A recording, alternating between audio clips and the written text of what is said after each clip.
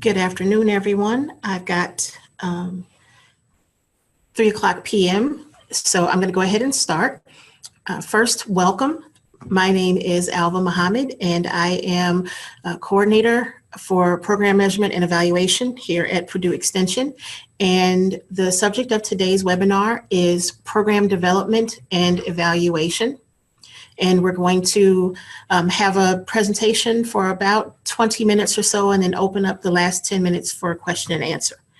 And with me today is Julie Hudeman, who is coordinator for special projects, and she's going to kind of lead the discussion when we get to the Q&A. So let's begin. The purpose of today's webinar is to share with specialists and educators who are looking to build new programs how they can include evaluation during the development or design process so that evaluation can be used for continuous program improvement. The situation or the lay of the land as we have it currently in Extension is that evaluation is becoming more and more widely accepted and widely utilized across Extension, which is a good thing. It's progress that's been made over the past several years. What we're hoping for the future is that we can reach a point where evaluation can and should be used to make improvements to program design and implementation. And hopefully in the future or the far future, Extension programs will always be in the process of making evidence-based improvements. So I want to start by saying just a few things about evaluation big picture, because I think there are some things that we can clarify as we move forward.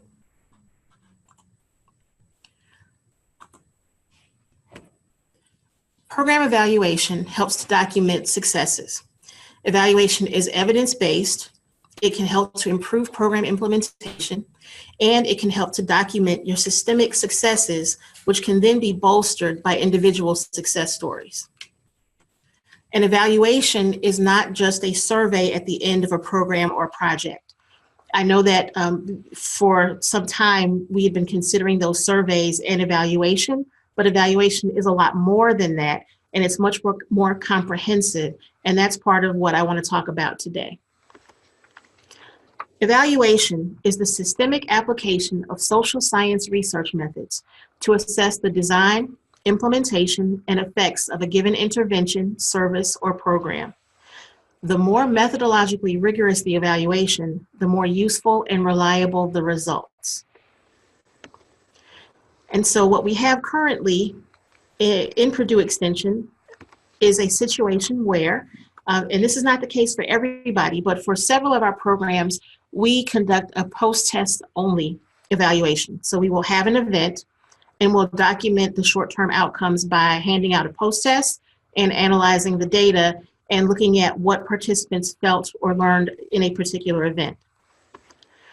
Some programs use what's called a retrospective pre-post-test evaluation, where we'll ask people, how much did you know about primary and secondary colors before today's event, and how much do you know about primary and secondary colors after today's event? And that's more helpful than the post-test only, but what we can run into sometimes is that after an event, people will remember things differently. So they may say, I knew all about yellow and blue's ability to make green before I showed up today, when maybe they did, maybe they didn't, but they kind of feel inclined to answer differently once they've received the information. And then some of our programs have moved toward documenting medium-term outcomes.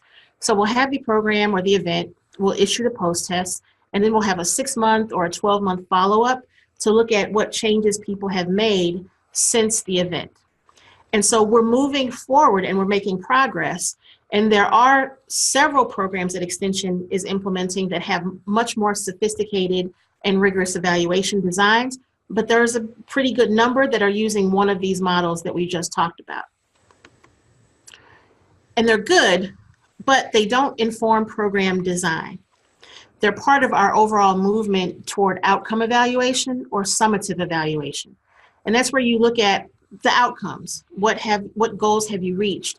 What things have you accomplished through implementing this program or providing this education. But we can move toward better informed program design. There are questions that we can ask to begin the process of including evaluation in the overall design of programs. And this is going to become more and more important as we design more and more complex programs and programs that cross over program areas. And as we move toward better informed program design, some of the questions that we're going to ask ourselves are, one, what are the goals of this program?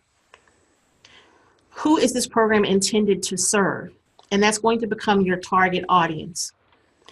Then you're going to want to ask, what level of knowledge, skills, or abilities does the target audience already possess? Are they completely new to the subject matter that you're presenting? Do they have some level of knowledge because there's something out there in the atmosphere about it? Or are these people already some level of masters of the subject and you're taking them to the next level? And that kind of leads into number 4, which is, what do you want people to gain through their participation in the program that you're designing? The answers to these questions are going to lead you to the development of your logic model. And before you make a face and cringe, logic models are your friends. They are not your enemies. I'll get to that in just a minute, but these are some of the first questions that any evaluator is going to ask. I'm going to go back for just a minute. When you sit down to talk with an evaluator, whether it's Julie, whether it's me, whether it's an external evaluator, you're going to be asked some form of these 4 questions. So they're going to come in handy down the road. And when you answer them, they form the basis of your logic model. So I have a very rough logic model here. It's not for a current extension program. It's from another program from another world. But what I want to take you through is some of the ideas that those questions lead to. And this is a program that teaches households in vulnerable communities how to prepare for emergencies and disaster. And so when you look at your target population, who are you working with, gets spelled out in that statement of the problem. And what you see is, in the potential result, you're also spelling out what it is that you want them to walk away with after they participated in your program. So your first and last questions are already answered in the very beginning. And as you look, we've got the inputs and the activities, and I'm going to focus on those activities in just a minute. And what I'll show you is the activities in this section right here. I'm going to focus on that in just a minute because it's going to guide you through how you can incorporate evaluation into the overall design of the program. And so for this one, the activities include recruit your program participants through marketing, conduct introductory level workshops on preparedness, and that gets to what level of knowledge do they already have. So you're going to provide introductory level material for this particular program, and make some common emergency supplies available to participants. Now, how does this get used in terms of program design and evaluation? These activities will ultimately,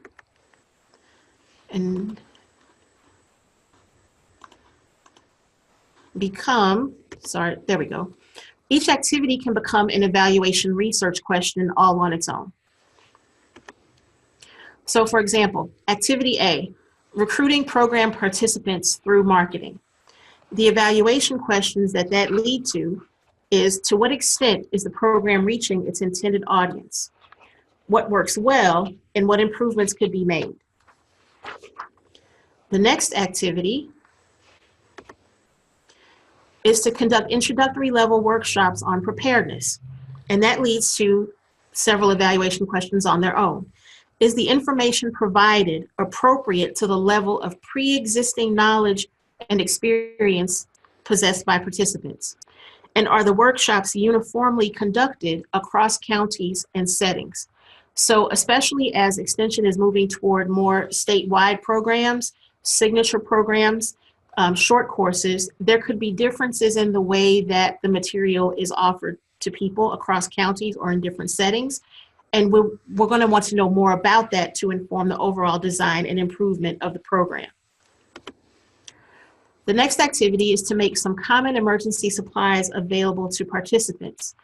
And the evaluation questions that grow from that are what kinds of supplies are being given to participants? Are they finding the supplies useful? Are the supplies being offered at all? And why or why not? And having answers to these questions can help to create a new understanding of program outcomes. So when we do administer that post-test or that 6-month or 12-month follow-up, we won't have that information in a vacuum. We'll understand more about why some people are reporting that they made progress and others are reporting that they haven't made progress. But more importantly, we can use the answers to some of those other evaluation questions to make improvements to program design on a regular basis. So if we're able to come in and look at whether or not we're actually recruiting the audience that we intended to recruit, if we find out that we're not, then we can make changes and improve our recruitment techniques or try to reach new audiences or do something that we have not done before so that we can reach a new audience. So this is just one situation in which including evaluation from the very start can build a mindset for continuous program improvements. Now, I'm going to switch gears for just a moment because this formative evaluation, which is really what we're talking about, as I said, it's going to become more and more important as we seek new sources of funding, as we develop more complex programs, as we branch across program areas, and as we look to move extension forward. But I do want to mention also kind of a final note on program design and program planning.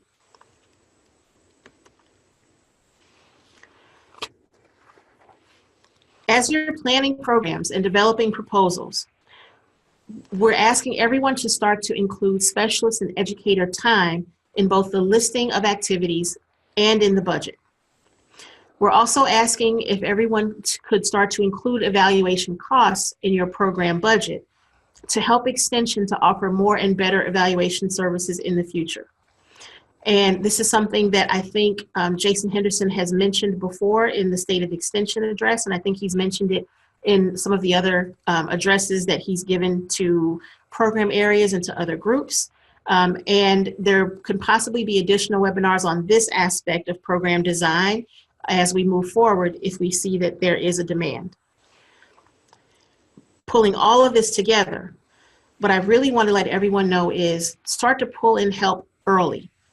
If you are an educator, contact Amanda Emmons. She's the Extension Account Manager. And if you are a specialist, pull in Dawn Parks, the Assistant Director of Sponsored Program Development.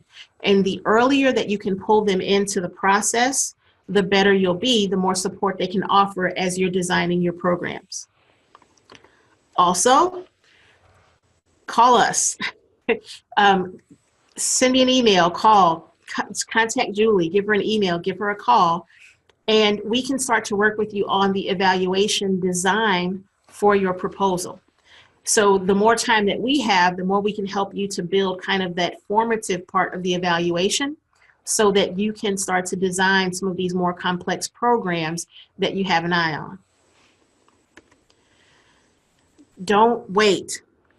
Contact us as soon as you decide you're ready to pursue funding, and we can all work together to help you design the evaluation plan for your project and help you move things forward. So there's a couple of references. If you're interested in learning more, it will be posted on the intranet when the webcast is made available. And finally, I am available to take any questions that you may have. Thank you very much for listening.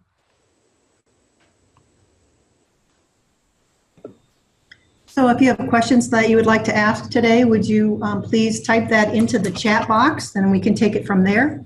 Thank you, Alba, for your presentation, and we'll look for some questions and I'll relay them to you.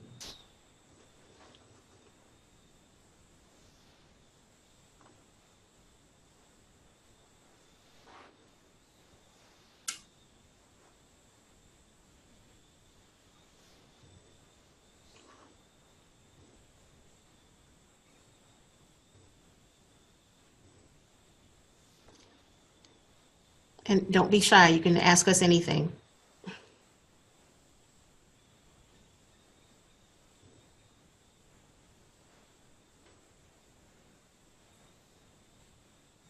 So there's a question that's come in that's asking about talking about county and campus working together, and who should the contact be first to reach out to, and if you're in the county and you're reaching out for evaluation help, it's either Alva or me, Julie, it doesn't matter. Either one of us will work on that. If you're doing grant, if you're looking at funded project, you reach out to Amanda Emmons for help with how your grant and your proposal gets set up, if you are a county educator. If you're on campus, then the reaching out goes to Dawn Parks for help with proposal writing. So I answered that one for you, Alva. Thank you. Here's the next question.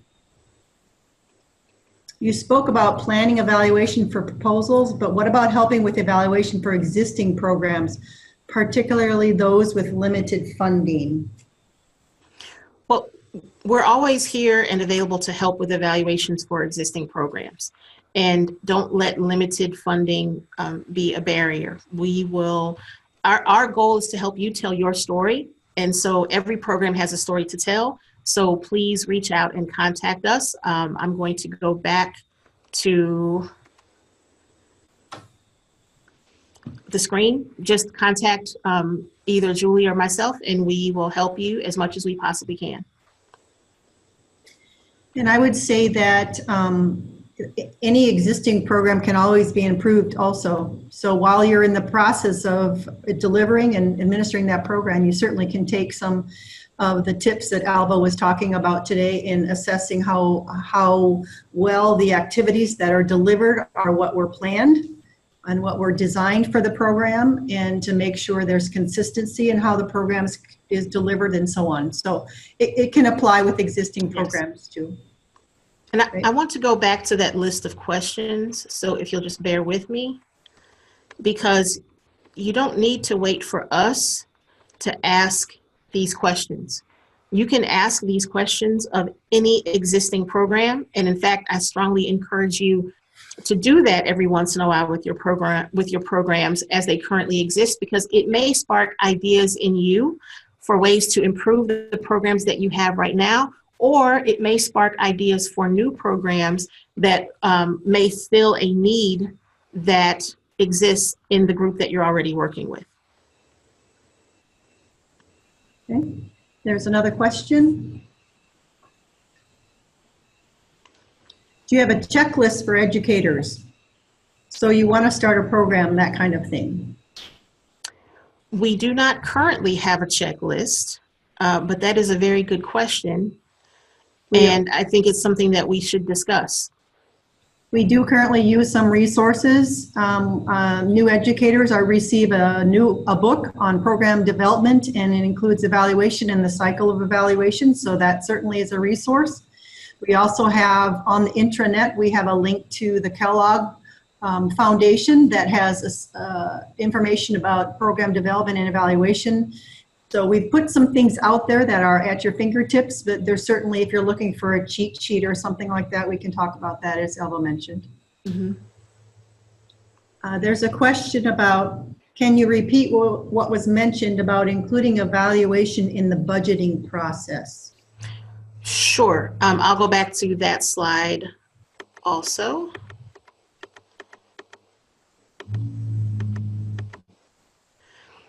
One of the conversations that has been happening in Extension recently, and I know that there's been some discussion about cost recovery and all of the issues and concerns that are involved with that, but I know that as we are pursuing external funding, as we're pursuing grant funding, as we're looking at different external partners, what we are being asked to all think about now is how we can say, so I'll put it in kind of broader terms.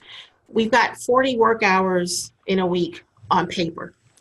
And in that 40 work hours in a week on paper, there's so many hours that you may spend delivering a particular program.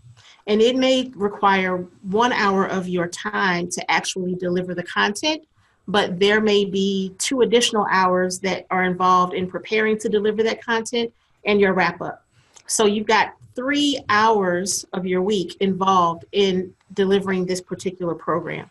That 3 hours of your time, as you're looking at putting together the overall program budget, should get a space. It should have a line item included in it somewhere, so that especially as you're spelling out funding for grant proposals, that we can cover more of some of those expenses in the funding for the grants. And I think that, you know, like I said, I'm happy to get into it a little bit further, and I think that there are others who would be as well as we move forward. But I think it's something that we may want to start to get into the habit of doing as we're designing programs. Okay. Another question is, where can other educators get the book that I mentioned earlier? So that's the book by Caffarella. It is a program development and evaluation textbook that is used for new educators. I would say the quickest way is to look to your new educators in your counties to see if they have it in hand. I can follow up with Krista Farthing, who is involved with the professional development, and to see if we have others available, and let you know about that status. But I'm guessing that many counties already have them already in their offices somewhere, and you might want to just ask. And it's Caffarella is the author of the book.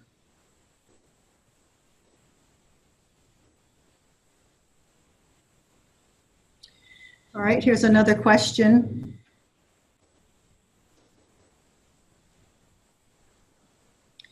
Current policies do not allow us to charge for our time for public good programs, so we might want to talk a little bit more about that and get a little more information on that, Rosie. So thank you for that comment. Here's a question that says, could you use a program as an example showing what kind of help you provide?